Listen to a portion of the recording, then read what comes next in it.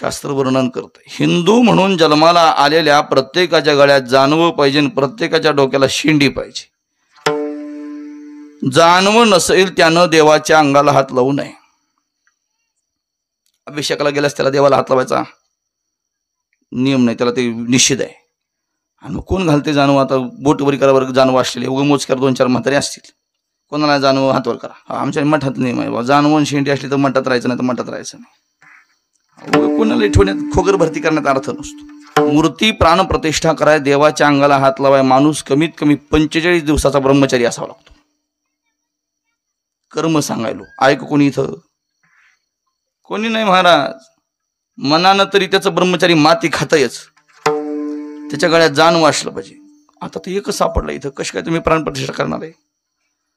एकालाही डोसक्याला शेंडी नाही.